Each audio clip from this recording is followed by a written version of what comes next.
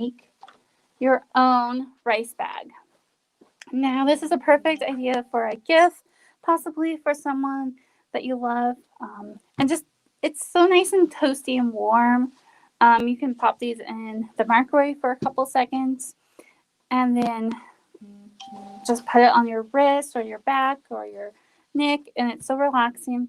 Or even put them in the freezer and they'll be like a cold pack for any sore muscles. But it's just really nice. So there was a few kits available.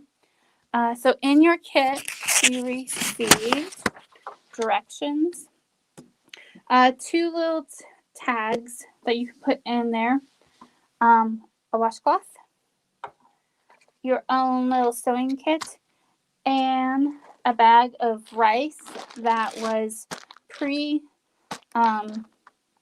I guess, seasoned or flavored, I guess you wouldn't say, with some essential oils. That's already pre-done and everything. But these are really easy. You can easily do this at home. All you need is a washcloth. This is actually from my house. A ruler is helpful. Scissors, pen. If you don't have a sewing kit like this, any simple sewing kit. This is from the dollar store. A funnel is helpful. Or if you don't have a funnel, a piece of cardboard and just rolling it up into a funnel shape and putting tape over it. Especially if you're working with essentials oils, it's kind of, you don't want to put funnel that you're using for cooking because the essential oils might get mixed in there. So either use one that's just for crafts or make a paper one. So I'm going to make mine really fast. And if you're doing this at home, you don't need that much rice. This is about 2 cups of rice per bag.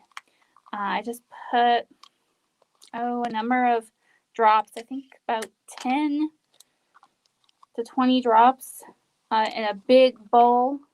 I stirred it and just kept stirring it throughout the day. And I left it alone for about 48 hours and then bagged it up and then sent them out to you guys. So I'm just going to do this. Now, if you want to use your sewing machine, you can. This is totally a really fun activity for a beginner sewer of hand sewing or with a machine. Today, I'm going to show you how I just kind of did steps. So I'm going to move this stuff out of my way.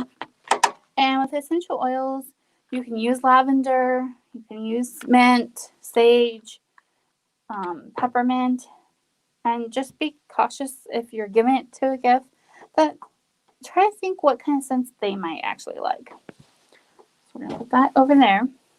So I turned mine kind of inside out, so the tag's here, and I just sewed a straight line all the way around.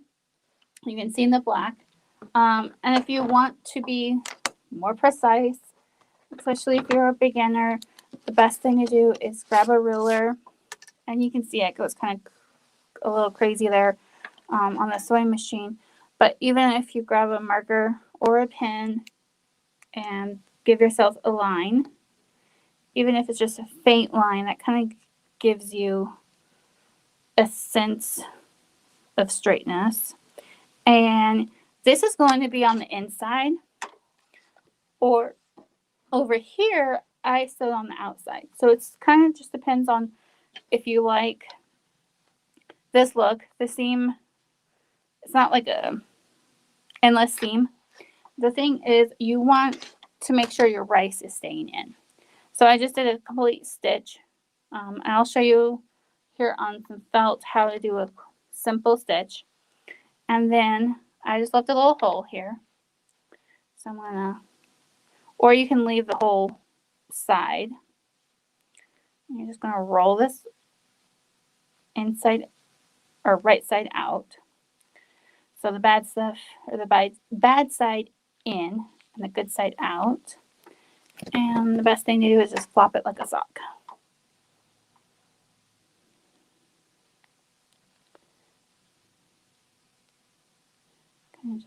And you know this is the side that was kind of crooked. but with the washcloth, it kind of is forgiving. So there's that. And this is my little hole. Um, so if you have a bowl or a cup, that would be ideal. So you would just fill this up with the rice. I'm going to give this away to someone else. I don't want to use this. So you would fill this up. And like I said, this is 2 cups. And then what we're going to do is a blind stitch, or also it's called a ladder stitch. I'm going to show you how to do that. And you would just sew right here to make sure the rice is all in there. And that's how you would do it. So I'm going to show you how to do the stitches really fast. And I would put this in your microwave about 30 seconds and then rotate the rice and then flip it over and then do another 30 seconds because you can always do more because it's not fun to have like a burnt rice scent. So I'm going to just grab some thread, and I just have some felt here just to show you how to do some stitches by hand. So I just did a double string of thread. I'm just going to do a basic knot.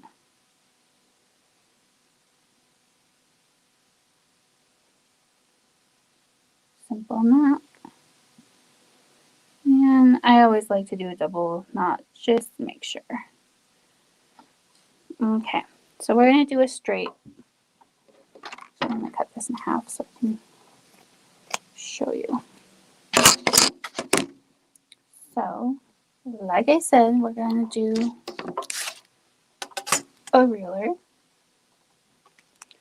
And I'm not sure if this is going to show up. Oh, yes, it is. Yay! So that's where I'm going to go. And I'm just going to go from the back side and go forward. And then I'm going to kind of go backwards. And the thing is, you just want to make sure you're doing the same lengths of your stitches. And with rice being so small, you really want to make sure that your stitches are kind of small. That's why I go back. If you want to do a different kind of stitch, go ahead. This is like the easiest way, especially for a beginner. And like I said, with rice being so small, you really don't want to find rice in weird places, like on a couch or something. So that's how I'm going to do that. Oops. And just do a knot. Just go through there. I'm going to go on the back side. And I'm just going to go through one of my previous stitches. And slip through that little hole and pull. And I always, like I said, I like to do a double one just to make sure it's nice and secure. And then snip it. And that's how you do this regular stitch, back stitch. And now for the ladder, or also called a blind stitch. This is kind of like a visual, because sometimes it's visually.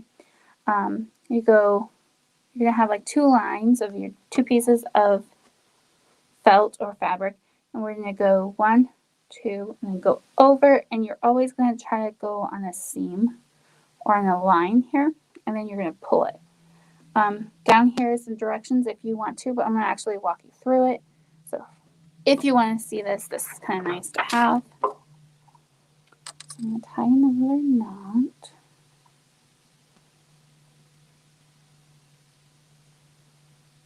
And while I'm doing this, tonight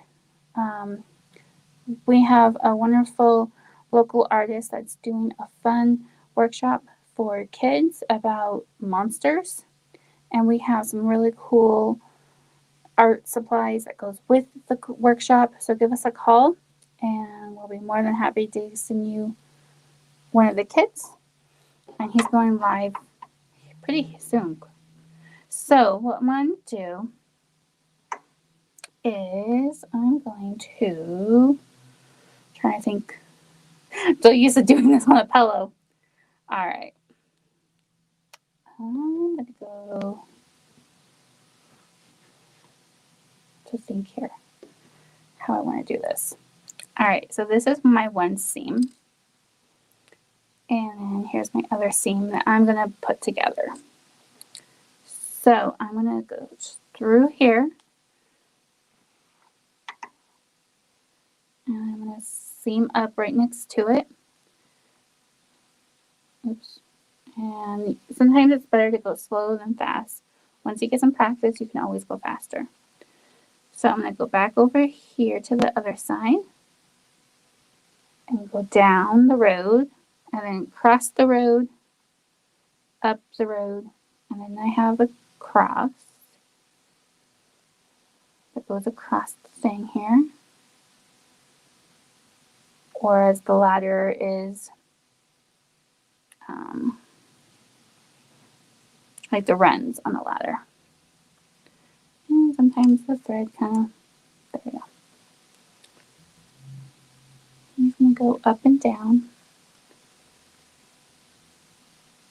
And once you do a couple, this is when you would want to carefully pull on it. You don't want to rip or tear your thread. And there you guys go. That's my blind stitch.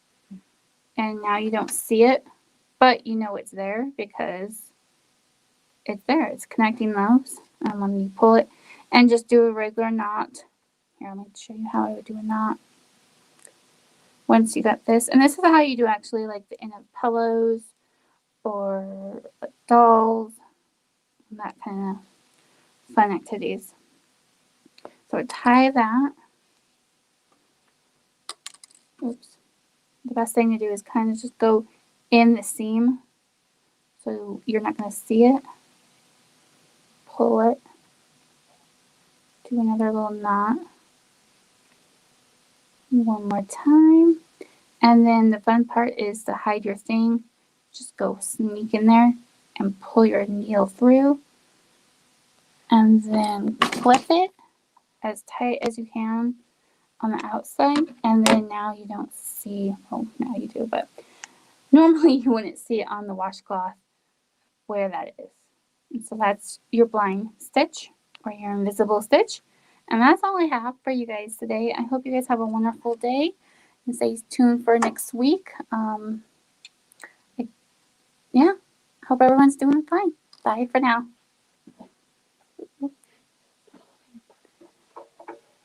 Gotta love technology.